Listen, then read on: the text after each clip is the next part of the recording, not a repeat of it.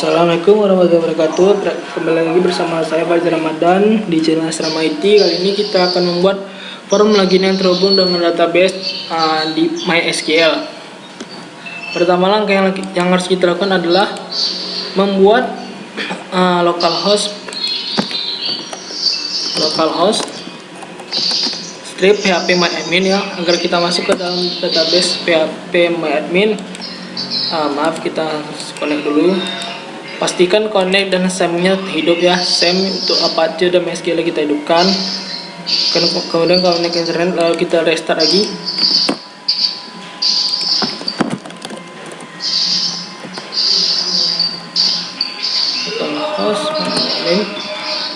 Nah, setelah masuk ke sini, kita akan buat database baru. Di sini kita buat nama database-nya, kemudian kita buat. Setelah kita buat, maka kita akan masuk ke dalam database-nya. Lalu kita buat tabelnya. Kita buat di sini, saya buat tabel user dengan berisikan strukturnya itu adalah memiliki dua kolom, yaitu username dan password, memiliki jenis varchar dengan karakter 20. Setelah kita buat, kita langsung saja kita isi username dan passwordnya dengan nama admin. Tampilannya akan jadi seperti ini. Setelah itu kita langsung saja buka NetBeans-nya.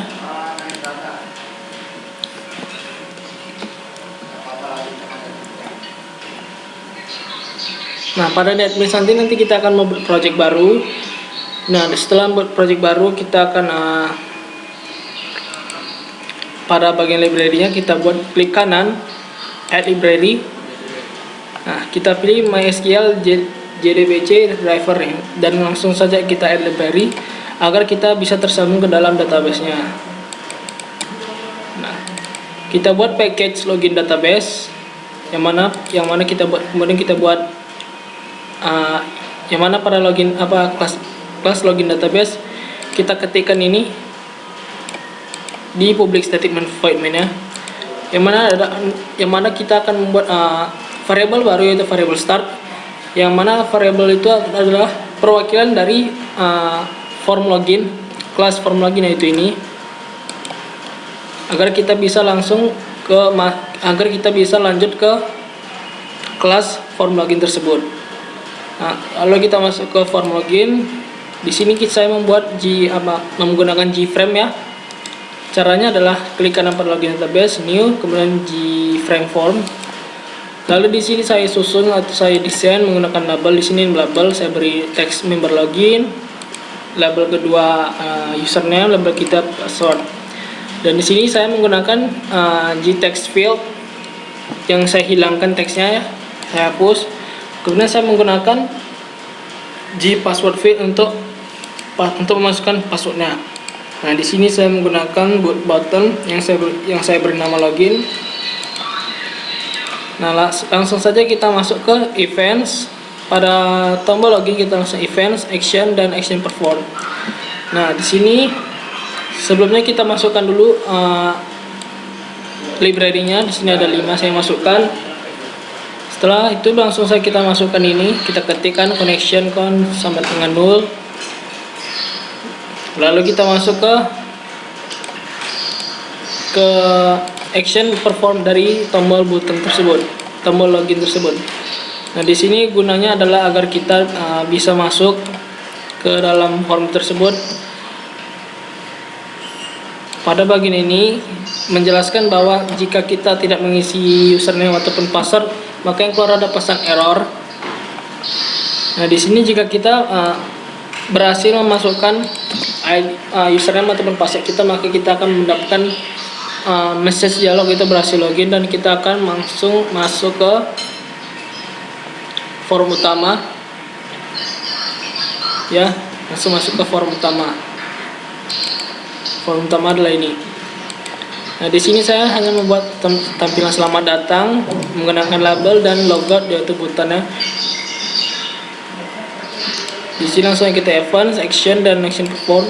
Nah, di sini kita langsung saya buat form login back, new form login. Gunanya adalah agar kita bisa kembali ke form login awal tadi, agar kita bisa kembali ke tampilan login tadi. dengan menggunakan variabel baru, itu variabel set visible true, dan kita akan dispose tampilan form utama ini. Nah, kemudian kita nanti akan membuat package baru, yaitu database, dan kita buat kelasnya yaitu kelas koneksi. Nah, di sini penting dia agar kita bisa mengkoneksikan Java NetBeans kita ke localhost ini tadi, yaitu PHP MyAdmin tadi.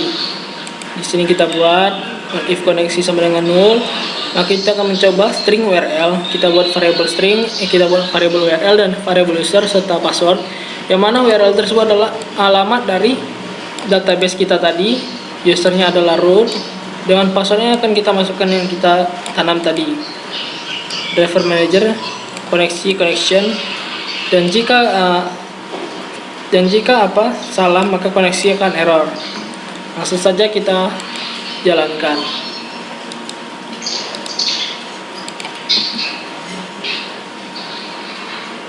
Nah, begini tampilan dari loginnya.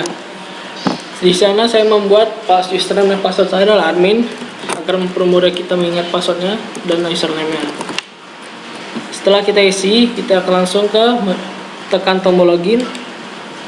Nah, akan tampil tampilan berhasil login. Kita klik OK, dan kita akan masuk lagi ke selamat datang di menu utama, yaitu di form utama tadi.